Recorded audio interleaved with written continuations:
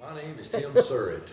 I am from Canton, North Carolina, and born and raised. And I play bass and dobro for Balsam Range bluegrass band from Haywood County for the last, well, this year makes 14 years, which is flabbergasting because it still feels like we just got together for fun, and it still is. My earliest recollections of music are through my dad. His name was Tom Surrett. He sang all over Western North Carolina, East Tennessee, mostly country music. He's kind of a Marty Robbins, Ray Price kind of singer, but he also loved bluegrass. And he played with some of the local bluegrass people like Ned Smathers and Jim Sisk, Lewin Burrell, and Mark Pruitt, some of those guys. And I, of course, as a little kid, I followed them around, went to the practice, just ate it up, loved everything about it. And they were larger than life to me, whether it was the country bands or the bluegrass or whatever. And I started trying to noodle around on the guitar, I guess elementary school. I think in the 5th grade, me and some of my buddies from this part of Canton went to Dutch Cove and to Morning Star Elementary School. And we took guitar lessons from a fellow, I believe his name was Junior Sutton. Some of you might remember him.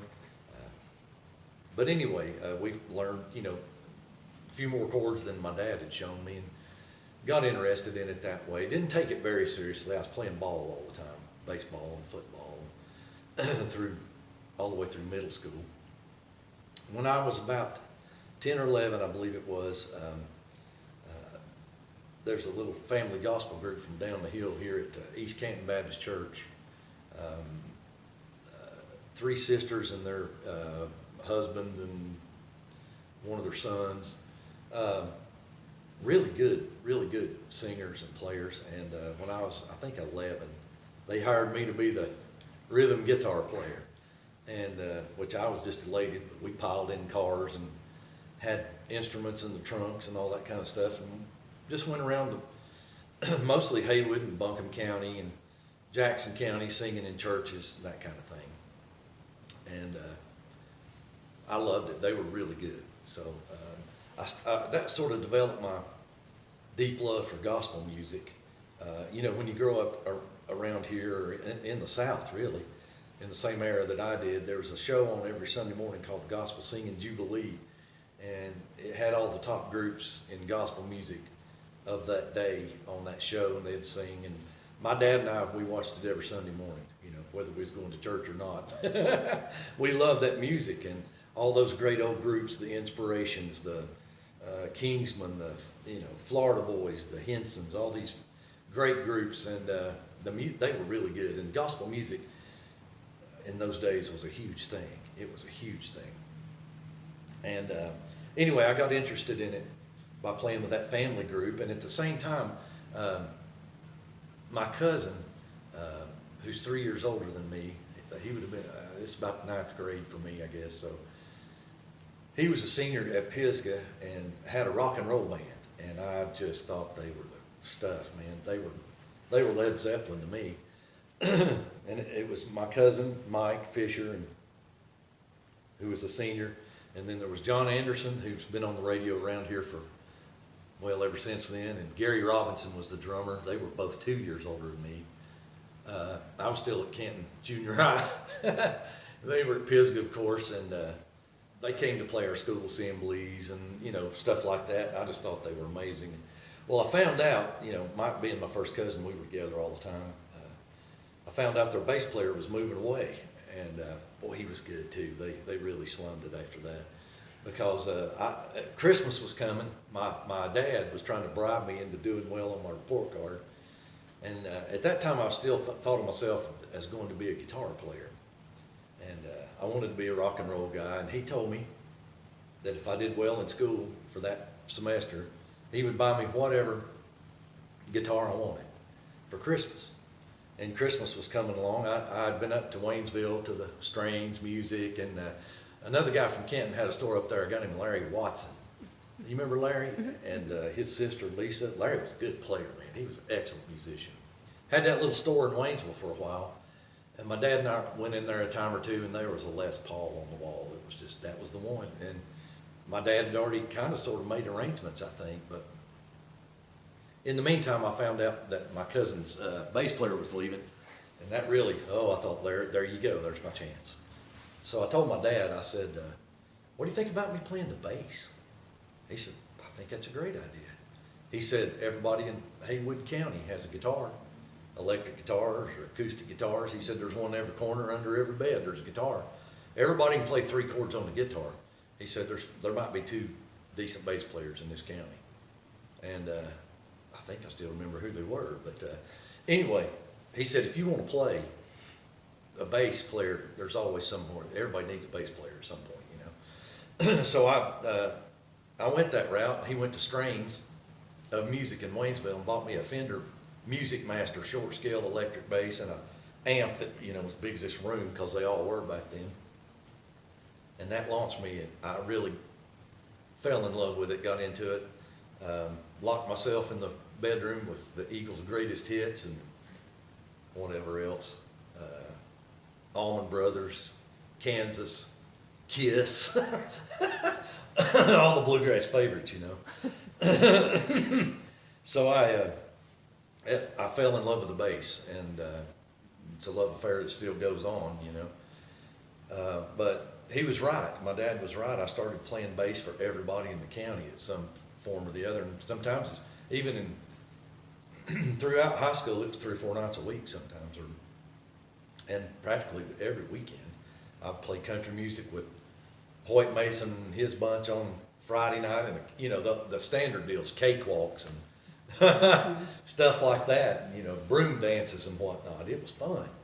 I played a lot of bluegrass with the same guys my dad had played with, Ned Smathers, Jim Sisk. I thought they were amazing, and they were really good players. There was a huge amount of really good musicians in Haywood County. There still is, but back then it was just, there wasn't that many distractions. You know, there wasn't much else to do, and there was a lot of good musicians. All the Smathers and Shaws, and it seemed like in every form and fashion. The old time music, I played with Doug Trantham, Jim Trantham, that bunch. Doug was one of my best lifelong friends. Played clawhammer banjo and hammer dulcimer and all that stuff. And I learned, you know, bits and pieces of songs. I tried to play the guitar for him. I was terrible, but you know, I learned June Apple and Over the Waterfall and all those songs that I remembered all my life. But I played gospel music all the time with people on the weekends. My senior year at Pisgah, after my storied Pee Wee football career was over with, I never grew.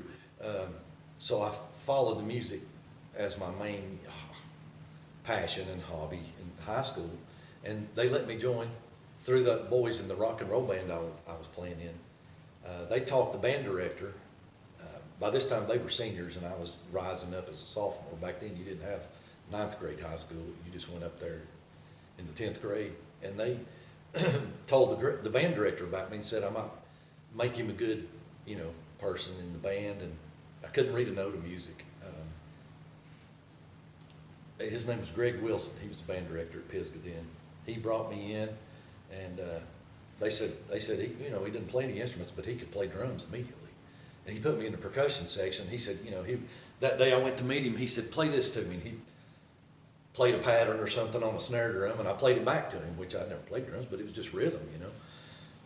And he had me play some rhythmic things just to see if I had timing, you know. And he also, back then, it's kind of crazy, all the band directors in this area had a band together, kind of a jazz band that played around. I believe Mr. Crocker from Tuscola was in it, and Mr. Wilson at Pisgah, and he was really good to me, and he put me in the band, and there I went, and I fell in love with music and just trying to, you know, I'd memorize my part immediately, and the rest of them were learning the notes and trying to memorize it, but I had to memorize mine out the chute. So he didn't spend a lot of time with me because he'd say, well, you know, you got yours. and he'd be working with the horns, the woodwinds, or whatever. And I gleaned all that. It was interesting to me. Got interested in jazz that way. Played my first upright bass there. They had an OK upright sitting in the band room at Pisgah in the corner that was just covered in dust. And he let me take it home with me and fiddle around with it, just enough to where it scared me to death. And I thought, I'm not man enough to play this thing. My senior year at Pisgah, I got a call from my dad got a call from an old friend of his named Lane Worley. Lane had a gospel group here based out of Canton called the Happy Travelers. And they were all work full time, but they traveled every weekend of the year except, the holidays. And they were, I won't say a B level, but they were kind of an opening type group on the major gospel concerts around the country. And these were huge places.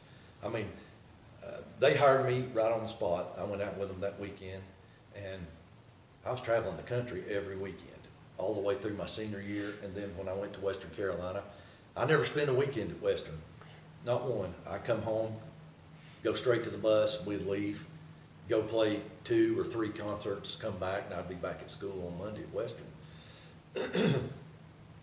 And I mean, my senior prom at Pisgah, I missed because I was playing in Detroit, Michigan that night, and that was more important to me at that time. I just wanted to play. Got really into the gospel music then, got introduced by playing with those guys to a lot of the big name gospel acts of the day. And the biggest at that time was the Kingsmen Quartet and they're based out of Asheville. Not many of them were from Asheville. They had guys from the best from all over the country. And I met the man named Eldridge Fox, who was the owner of that group. And he also was a partner in a recording studio in Asheville on Merriman Avenue. And they asked me to come in and play bass on a session. And I went in, and it was really, really good, and I did great, scared to death. But I'd learned the number system. I don't read notation. My 12-year-old still laughs at me for that. He's like, Dad, how do you even do music? Because he reads and all that. And it's funny, but you learn the number system, the studio system, and it clicked like that because it made sense from a guitar bass point of view. And so when you can read, that entails going in and they put a song in front of you that you've never heard in your life, but they hand you a sheet with those numbers on it, and they count it off, and you just read the numbers. And it was, I won't say easy to me, but it was natural to me. And so I became the house bass player over there for a number of years at that studio in Asheville, and they were recording mostly gospel groups. And I played on a lot of records, hundreds of records over the years, and still do quite a bit. I enjoy that very much because you get to play with top-notch, world-class musicians, and it's a lot of fun. But take a break.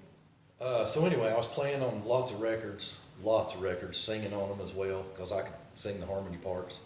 So I sang backup on a ton of stuff of all kinds, mostly gospel, but country, bluegrass, whatever.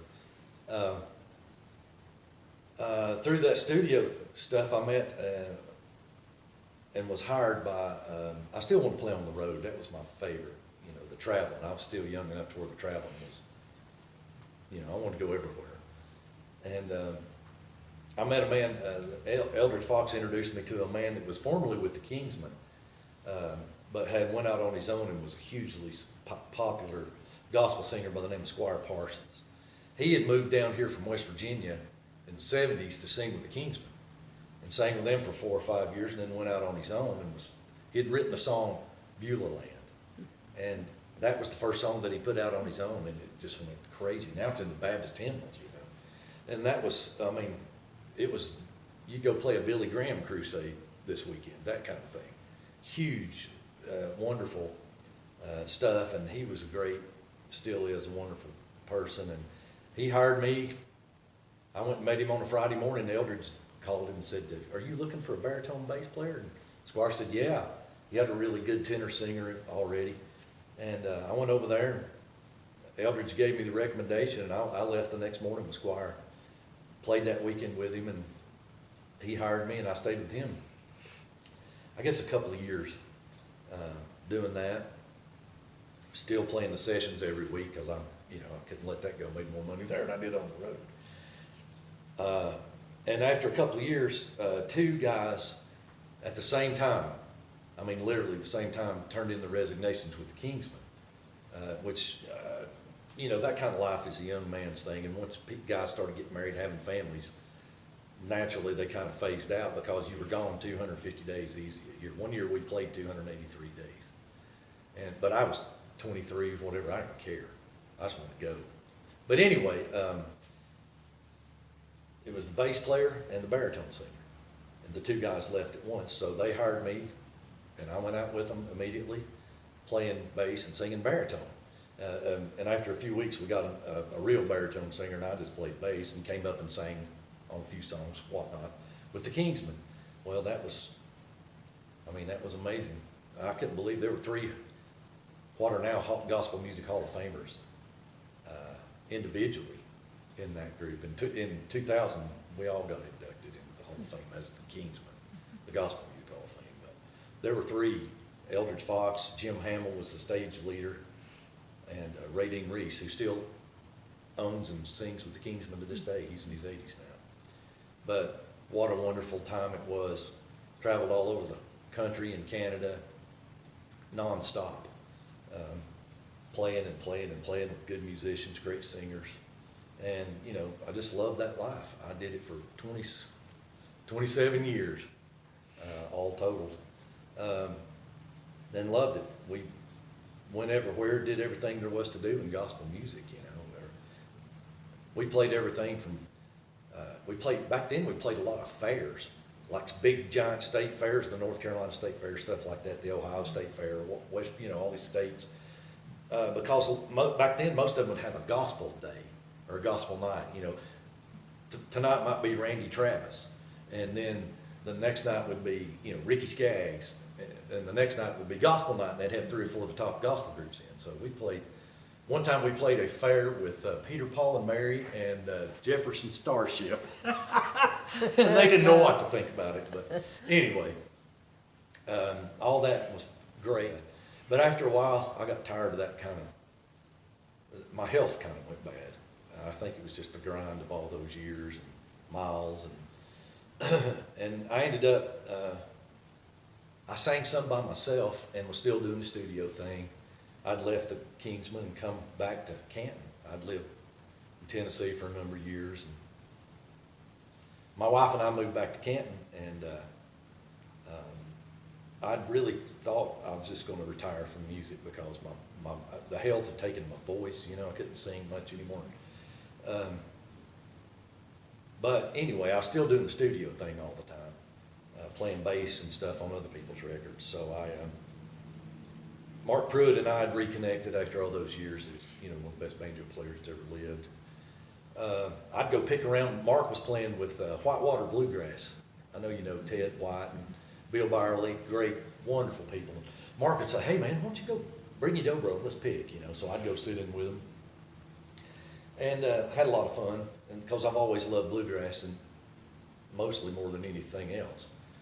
When I was with the Kingsmen, there was 3 of us that take turns driving the bus at night, and the rest of them would go to bed, And so we were driving buses all night long, and I had a stack of bluegrass CDs, this big, Tony Rice, all those. He was my favorite, but everybody, I loved it. So anyway, we got back home, and Mark and I got asked to play on a record for a kid named Darren Nicholson, crazy, nutbag mandolin player, who lived in Canton. He's from Jackson County.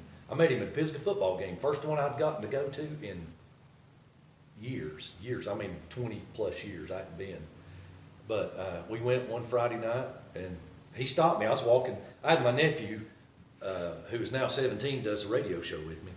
He was 3 or 4, I guess, or whatever, and I was taking him to the concession stand. And somebody tapped me on the shoulder, and it was Darren, who I did not know. And he said, "Mr. Surrett," he said, "I'm about to do a record. I want you to play on it." And I said, "Well, I'd love to." So Mark and I played on this record. It was great fun, great record. Darren's a world class, And I don't know, a month or 2 later, I got another call. for Mark, and he said, I got another record that they want you to play on. It's this guy named Buddy Melton.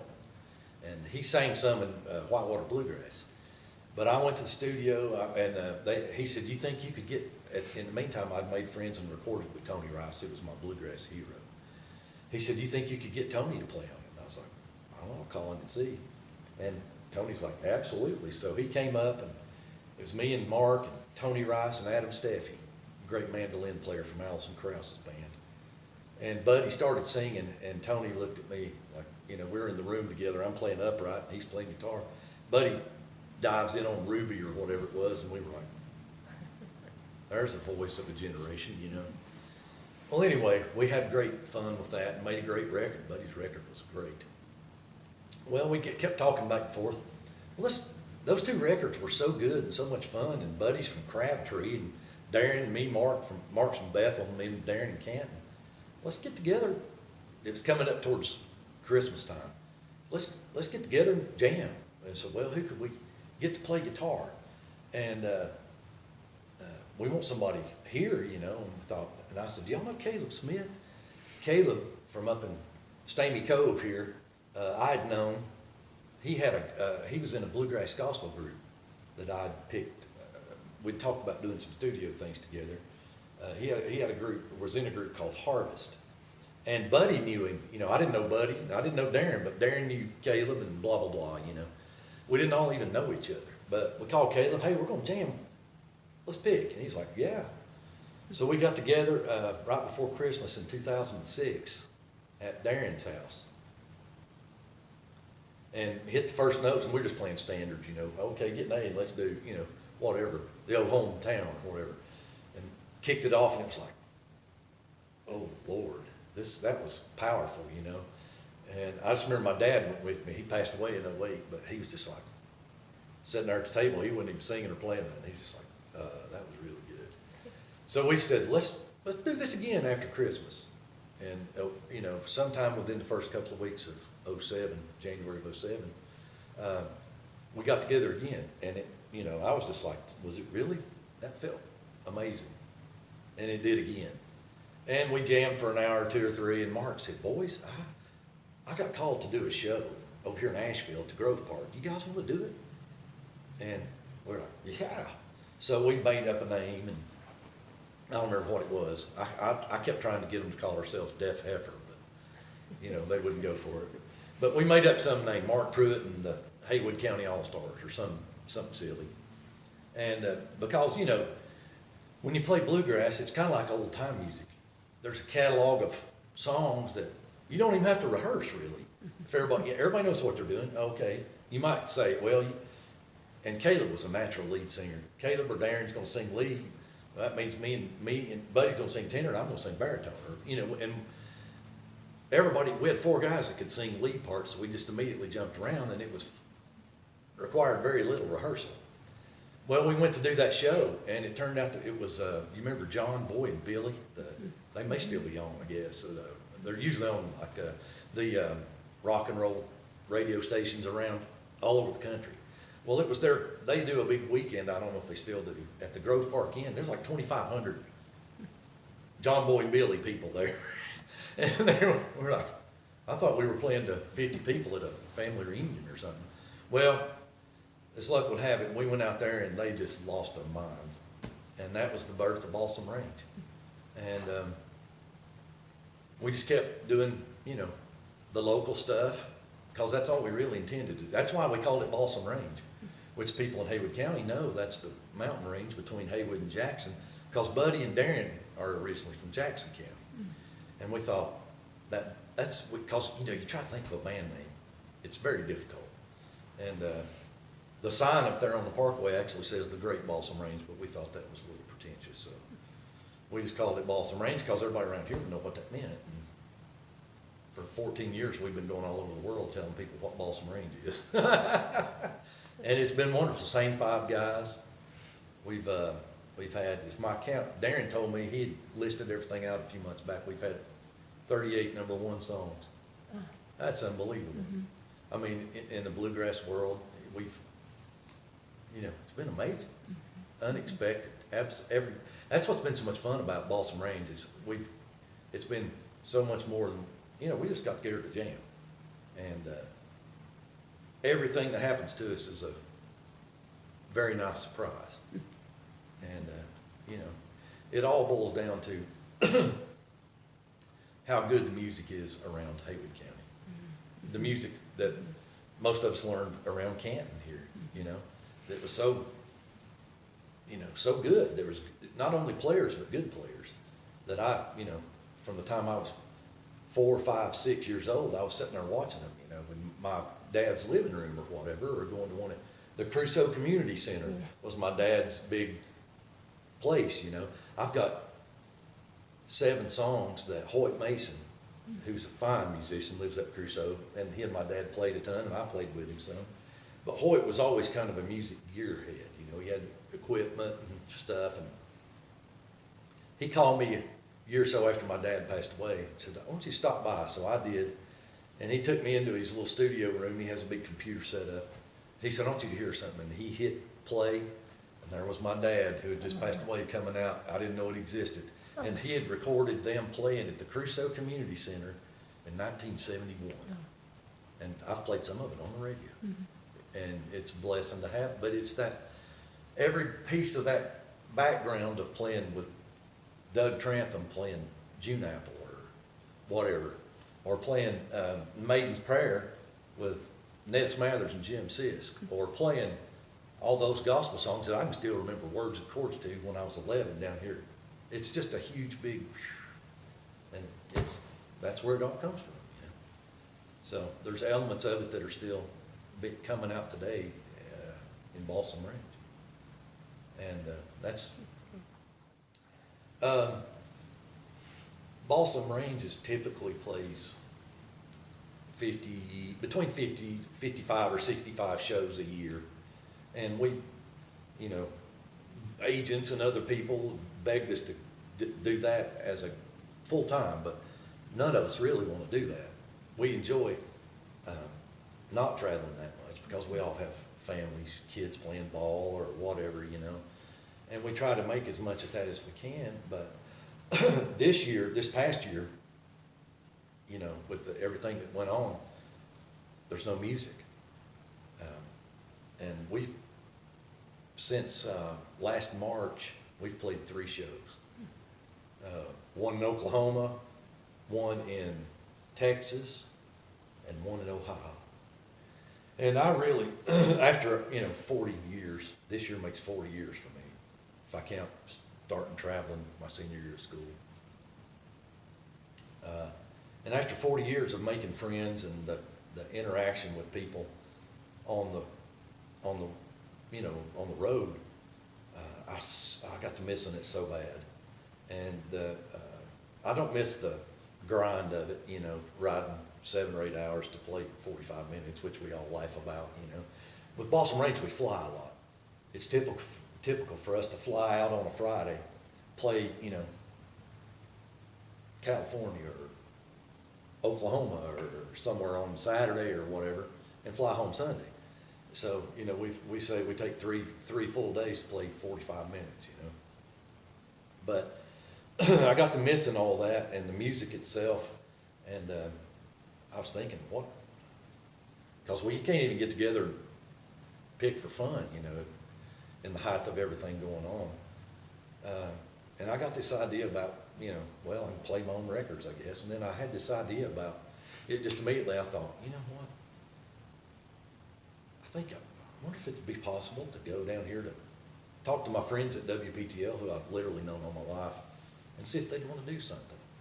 And in the time I'd gotten home from my office, it was, 5:30. My wife hadn't even got home yet.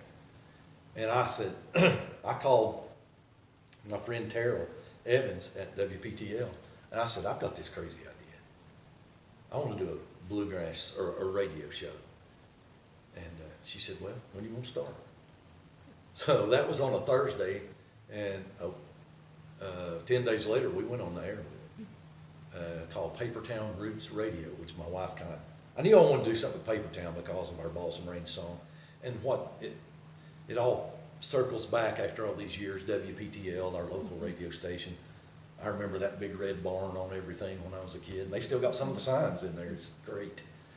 And so we went on there, and the response has just been ridiculous. It's been great.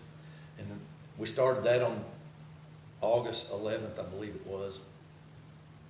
And for the last couple of months, we averaged between 10 and 11,000 people just on the streaming side of it, not counting the radio itself, but on streaming.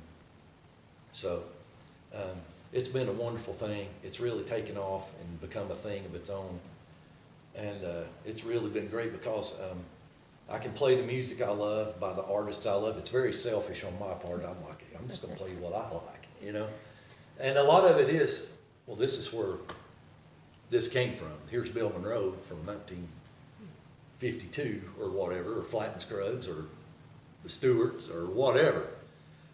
So we've been doing that since August, and it's just going like crazy for us. So that's really been a blessing to me, and it's going to continue. Terrell and I talked about it initially going through maybe October, because we were waiting on football to start. That's the big thing on the radio here. And of course, football never started, and the radio show kept going and going, and now it's going to keep going.